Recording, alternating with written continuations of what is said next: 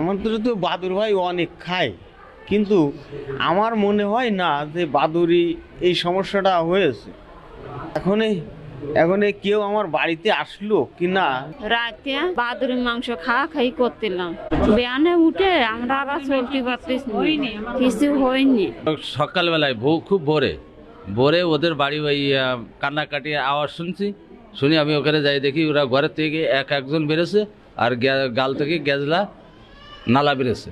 আজকে অনুমান দুপুর 3:20 সময় 6 জন ব্যক্তি একই পরিবারের, তারা অনেকটা ফুড পয়জনিং রিলেটেড সিমটম নিয়ে আমাদের জরুরি বিভাগে আসে। আরে এই কেতরে করে কেতরে বাংলাদেশে কি মাংসের অভাব পড়ছে যে তোকে বাদুরের মাংস খাইতে হইব?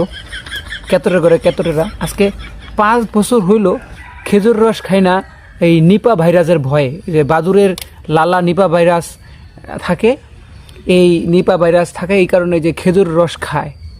আর মাদারির ঘরে মাদারিরা তোরা নাকি বাদুর খাইছিস কে রে ভাই? তো কি তোরা আর কেন চোখে দেখাস নাই? ইন্দুর বান্দর এই গাছপালা ফসল দিয়ে করতে পারে না, এই বান্দরের কারণে তোরা বান্দর খাইতে পারিস না।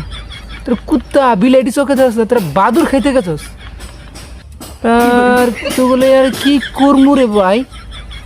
কেতরের ঘরে কেতর, এখন মর সবগুলা।